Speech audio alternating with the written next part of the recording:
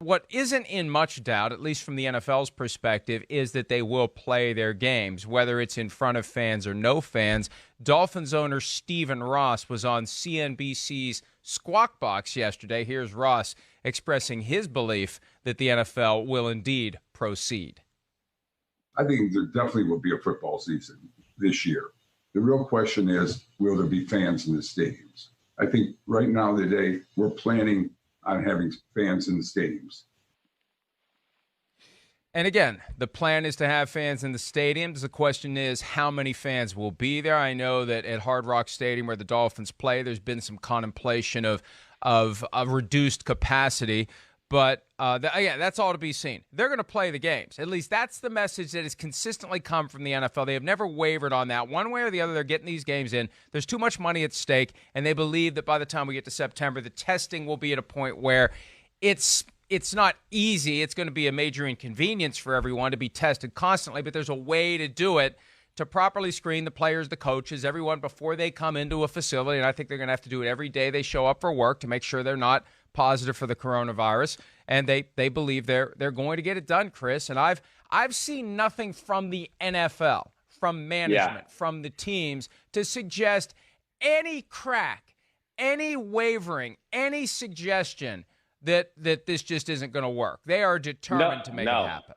No, you're right. They've been steadfast from the get-go that this is going to happen. And you know, the big thing to me is really, you know, I'm kind of with Stephen Ross, and I think in your boat, I'm a believer too. And I'm a believer more that, you know, I mean, it's going to be this fall, you know, whether it kicks off right away when the first week of the season is supposed to kick off. Hey, I don't know, but I don't think it's going to be that far off. And then the other thing that, you know, I just think that's interesting in this conversation still, and I know we're going to talk about this a little bit, but this is, to me, the big point of this whole thing is we don't know where the players really stand yet. And that's, to me, the last piece of the puzzle. We haven't heard from the masses of NFL football players. Now, I think you and I both think that players want to play and go that, you know, because that's what they're born to do, and their careers have a short shelf life, and they gotta play football. They want to earn money, and they're young and confident and got great immune systems. But that doesn't mean every player on every team wants to play, and some players might be scared of this current circumstances. So, you know, that's the next part of this phase that I'd like to hear about, is just more from the players and, you know, from the masses as far as where they stand in this whole thing. And there may be a disconnect, Chris, between what the average player wants and what the players' union is going to try to do. Real Sports with Bryant Gumbel, the latest episode debuted last night, and there was a discussion between Gumbel and three union chiefs, including NFLPA Executive Director DeMaurice Smith, and it was also Michelle Roberts from the NBA Players Association, the MLB Players Association Executive Director Tony Clark.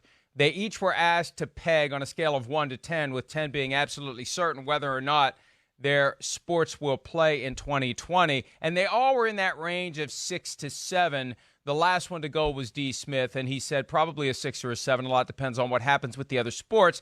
And to say that we aren't looking at what's going to be happening in basketball and baseball, I'd be lying to you if we're not. So how about I go with 6, 7 on a curve. Now, again, it was relative to the faith that was expressed by the other two executive directors, that range of 6 to 7 out of 10.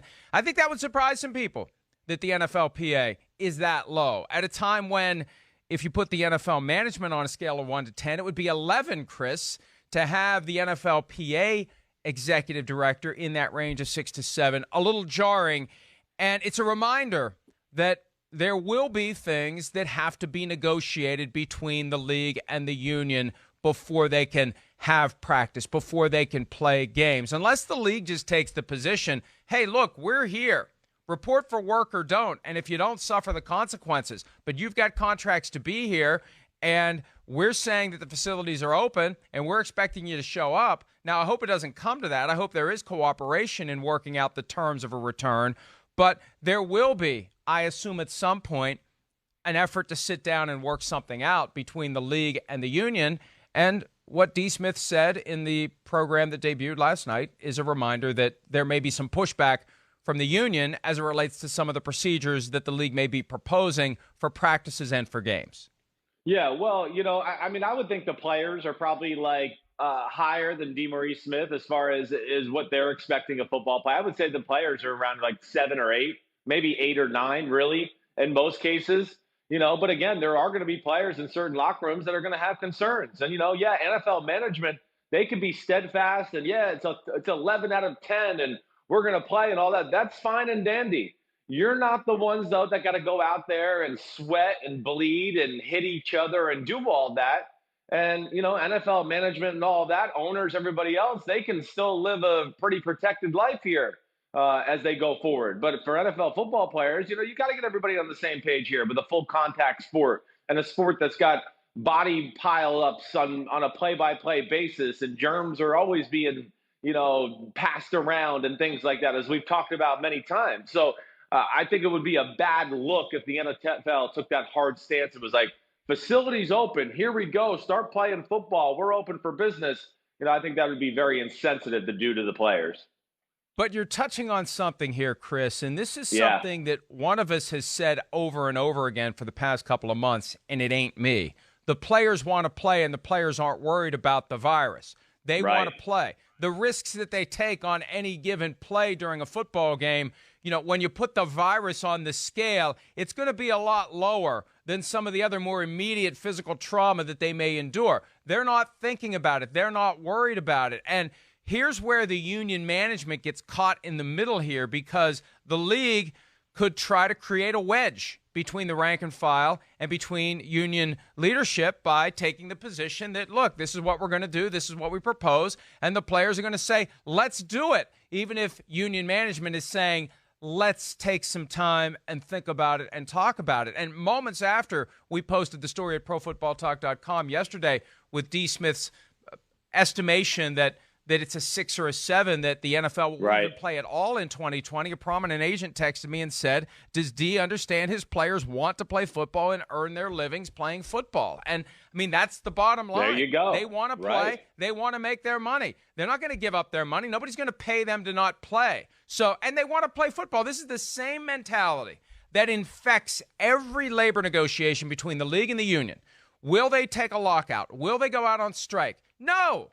They want to play football, and they want to be paid to play football. That is the way these men are wired, especially because most of them are in their 20s.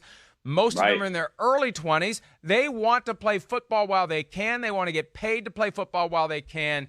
And if there's resistance from union management, they're going to be hearing it from the rank and file players over and over again. I think so. I would be shocked. And again, I'd be interested to know what the number is around the NFL as far as players being in favor of going back and getting things started. But again, the fact that we saw Tom Brady and, the school of, sweaty butt putting your towel down there and figure, I know, but it just shows you how little he's scared of the germs and everything that's going on out in the world. And I think, of course, that's Tom Brady. He's one of the faces of our league. So I think a lot of people will follow Tom Brady in that, as far as, yes, like you've said, I don't think the players care that much. I think they want to play football. We know that. And stop laughing so I can finish my point and stay focused here, okay? I'm focused. Hey, I'm not the one that said school of sweaty butt. I'm thinking of all the licensing and marketing opportunities we now have. I mean, this is not your Harry Potter school. The school of sweaty butt is a different thing entirely. I'm thinking of hoodies. I'm thinking of hats. I'm thinking of everything. We're going to make some money off of the school of sweaty butt, but go ahead. Well, but I'm totally distracted now. I didn't know if I, could say, swamp butt and got into all that. Fine. I didn't want to. It's I fine. know. Okay. Make your point. I didn't want to discredit anybody, but my point is, though, football players want to play football, and the point is what you made, Mike. These guys are in their 20s, and even the ones that are in their 30s, and Brady and Breeze are in their 40s, and I would be shocked if they don't want to play more than just about anybody in the league. But you have a short shelf life. This is not hosting Pro Football Talk where you can go until you can't speak sentences anymore. You as an NFL football player, that you only have a certain time in your life to go out there, make money, play the game you love. And at some point, and probably before you're ready, it's going to be cut off. You think, I'm going to have a 10-year career. Well, you'll probably have a 5 or 6 year career. That's the way it goes in the NFL. So Of course these players want to play. This is their chance to capitalize, change their lives, change their families' lives, and this is your one chance.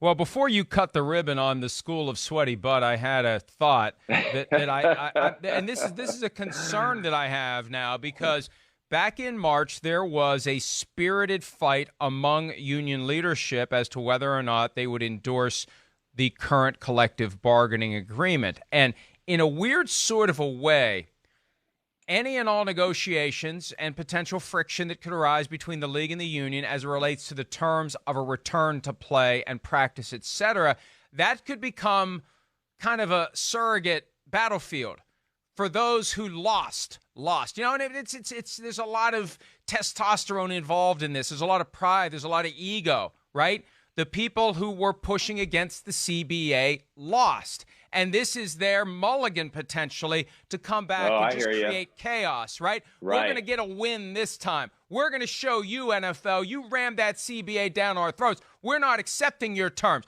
We're going to push back on this. And we're going to fold our arms, and we're going to stomp our feet, and we're going to furrow our brows, and we're going to tell you to take this job and shove it. And that may be a small percentage of all players. But if it's enough of the players who are in leadership positions in the union, now you got a problem, all because you got guys who still have hard feelings because they lost back in March.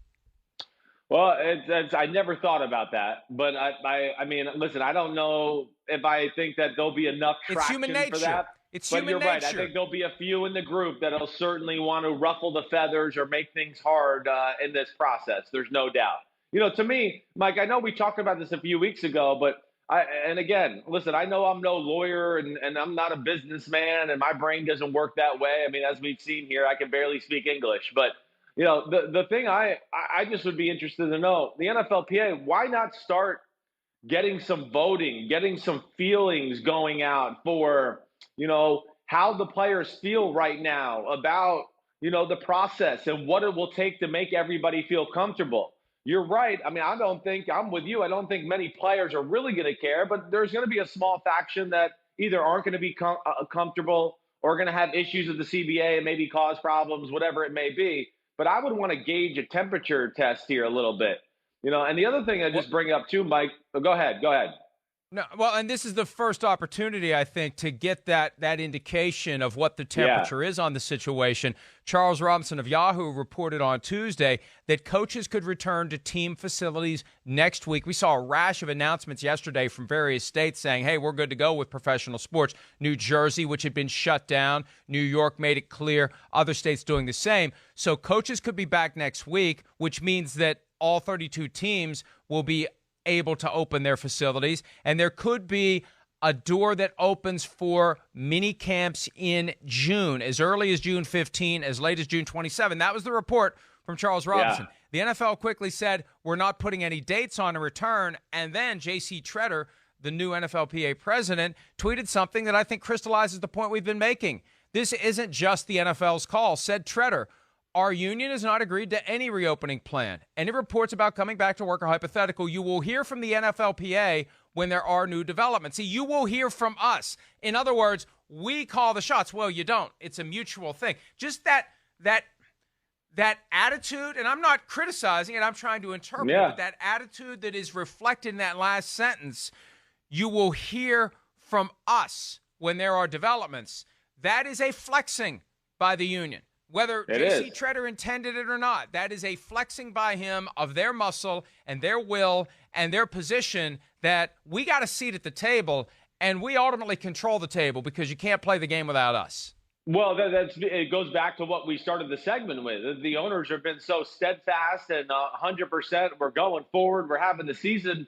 It doesn't seem like anybody's really taking a chance or taking a moment just to talk to the players and see where they're at. You know, I know we probably know how a few guys feel, but that's a very limited few. We're talking like single digits, maybe double digit players.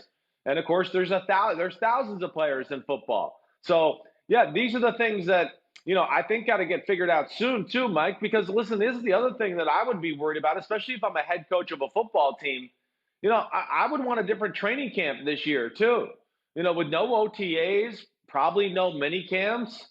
I don't know. If I'm Sean Payton or one of the great coaches in football, I might want my players to come in a few weeks early this year. Let's have a few weeks of kind of like no pads, OTAs type practices before we start getting into pads, making sure everybody's in shape and mentally ready to go. So then when we do put the pads on, we don't take 3 steps back because we got people getting hurt or pulling muscles and doing things like that. And to me, that's why the ball's got to get rolling too. If we want to make this machine of the NFL work, I think these are things that are all going to come up here relatively soon, and I don't want them to catch us by surprise. And let me give everyone out there who may be concerned now that there's a potential impediment to football unrelated directly to the virus, but arising more from the negotiations between the league and the union. Unless and until the league starts messing with players' money, this isn't a huge concern. The reason the MLB Players Association is having a hard time reaching an agreement on return to play is because of money, of cash, of how much money the players are going to make. As long as the players are going to make their money, and the lure of making 100 cents on the dollar, Chris, that's going to be the thing that I think gets the NFLPA to ultimately agree, even if leadership doesn't want to whatever terms the NFL is suggesting, because at the end of the day, they're not taking away any of their money. And as long as that's in play, it makes it easier for the NFL to come. Hi, I'm Mike Tirico, and thanks for watching. Make sure to hit subscribe for the latest news and highlights from NBC Sports.